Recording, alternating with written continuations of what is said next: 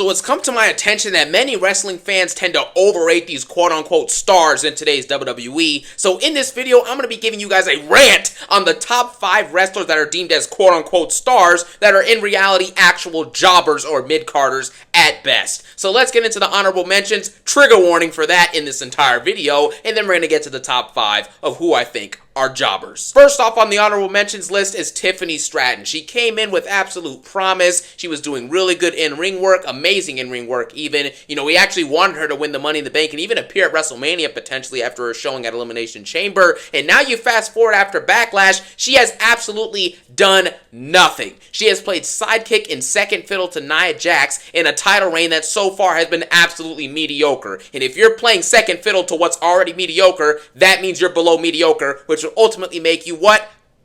A jobber. So that means that Tiffany Stratton has basically accomplished nothing. She doesn't really do anything meaningful on TV. She sits in these backstage segments here with Pretty Deadly and these other backstage segments with Chelsea Green, and her character has not progressed at all in the last 9 months that she's been in the main roster. And then obviously since she won Money in the Bank, nothing has really changed other than the fact that she's become an absolute sidekick. And I know what you're thinking. Oh, well, the long gamer, she's gonna turn on Nia Jax and she's gonna win the WWE Championship. I'm a bot and I follow whatever WWE tells me to do because I'm a jobber too.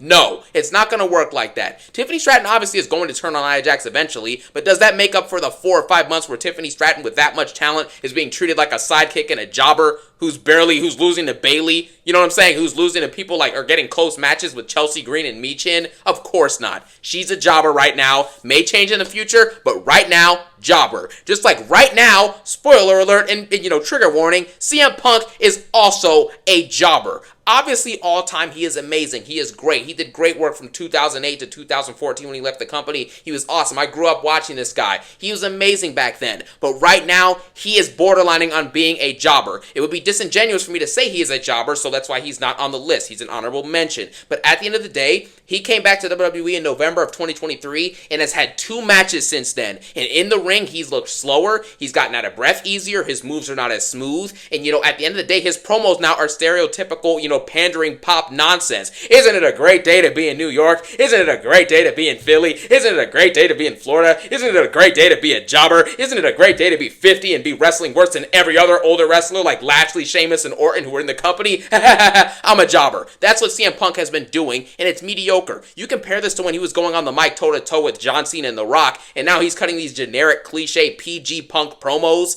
and wrestling mid-matches, and he's clearly lost a step in the ring. He's borderlining on being a jobber. I don't care what anyone says. Now you get to number 5 on the list. Liv Morgan is incredibly overrated, and she is a quote-unquote star. Liv Morgan is awesome. Liv Morgan is awesome. She's a jobber. Her original WWE Women's Championship reign from a couple years ago was garbage. Now you fast forward to the World Championship reign, and this title is more about Rhea and Dominic and the real Judgment Day than it is about her and her feud with Rhea Ripley, and that's just not good booking from Triple H. And at the end of the day, Liv Morgan does not know how to cut a promo, and it is embarrassing to see her go out there and basically say this, Rhea, you did this, Rhea. That's what it is. You see how I look weird for imitating that? Well, that's what she's doing. So don't get mad at me. Don't hate the player, hate the game. And she goes out there and cuts these garbage promos. Her matches and in-ring quality are not that good. We already saw this at Bash in Berlin. She had like at least 3 or 4 botches in one match. And along with those botches, the only reason that Liv Morgan is really loved by fans, at least for the most part from what I see on the internet, it is because fans are just in love with the way that she looks. They're saying things like, oh, Liv Morgan, I'll do anything for Liv Morgan. Can you step on me, Liv Morgan? I love Liv Morgan. Pause this video right here. Look at this freeze frame of Liv Morgan. She looks so good in this pic.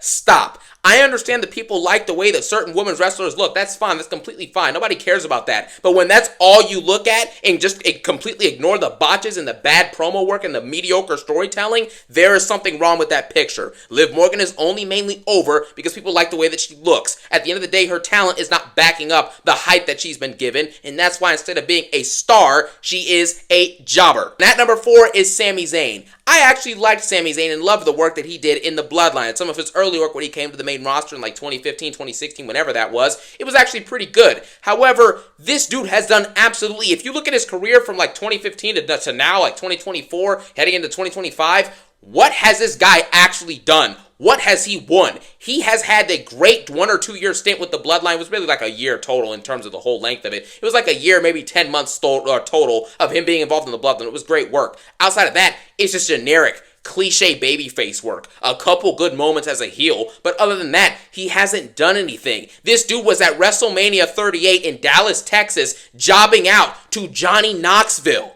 Sami Zayn is a jobber. This is not, I mean, this is what it is. Look at WrestleMania. He does have good moments. He beat Gunther and, he beat the Bloodline, the Usos, but that's just, it's forced moments. That's all it is at the end of the day. He's the guy who's handpicked because the fans root for him and they like him, so they pick him to go beat Gunther and end that reign, or they pick him to go beat the Usos and end that tag team reign. That's all it is. Other than that, what has he actually done with his promo work? His matches. He's had good matches back in the day, but in the last 5 to 6 years, his storytelling, his character work, and his promos overall have not been intriguing. That's why there's a clear difference between him and the Bloodline being amazing and main event level, actually, to the point where he was main eventing Elimination Chamber with Roman Reigns and main eventing WrestleMania Night 1, to now, when he's without Roman Reigns, people are calling him Sammy Hogan and turning on the guy, and they're bored of this Sami Zayn and Gunther feud, and they were bored of the Braun Breaker and Sami Zayn stuff as well. I hate to say it, I like Sami Zayn, and I'm going to continue to like Sami Zayn, but I can't deny he is an absolute jobber and he's not a star. And at third is Bayley, bro. This is absolutely insane, man.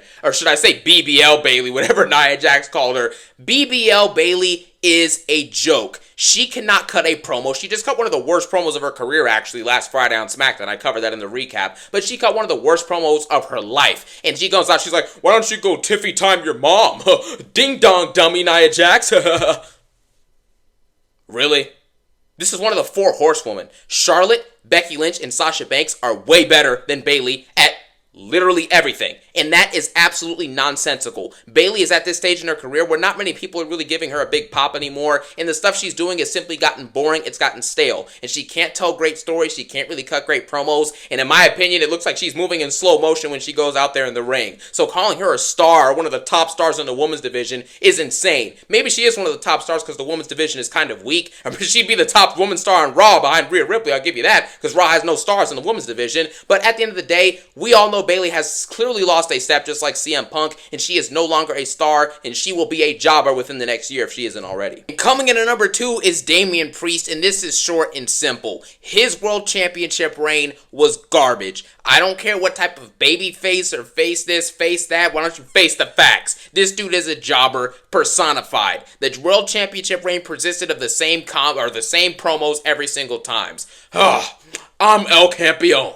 I'm the world champion. I'm El Campeon. You see this right here, this nameplate on the championship? I'm El Campeon. It means I'm Damian Priest. I'm the world champion. It's the same thing. He's repeating the same phrases and saying, oh, I'm going to beat you, Gunther. Or, oh, I'm going to beat you, Jay. Or, oh, I'm going to beat you, Seth Rollins. It's the same stuff. It was generic. It was cliche. And when he's saying his promos, it does genuinely sound like he's reading off a script and that he's being scripted on what to say, but he's acting it out. When someone says a promo, you should not be able to point out, oh, yeah, that's 100% scripted. This is fake. He's reading some type of dialogue that he didn't come up with. When you can spot that out in a promo, it's not believable and it's not good, and that ruins the storytelling and the gimmick of Damian Priest. On top of that, they try and make him seem like this big face, but sometimes he comes out and doesn't even get that big of reactions as a good guy now. So this is just overrated. I feel bad for him because he is trying and he is improving to an extent, and this is a better gimmick than he was 2 months ago, 3 months ago when he was a heel champion, but still, he's got a long ways to go, and if people are labeling him a star in the making, you're kidding. He's a jobber right now. For now, though. He might get better. And Damian Priest at least does wrestle pretty good matches for the most part, so I'll give him that. He has a unique moveset. It's working. Like I said, he's not a full-blown jobber yet, but he's more of like a jobber slash mid-carder who's being told to us that he's a star, but I still have yet to see him fully prove that, but over the next few months and maybe next year, he'll finally win me over as a full-on star. And at number 1, what are you going to talk about?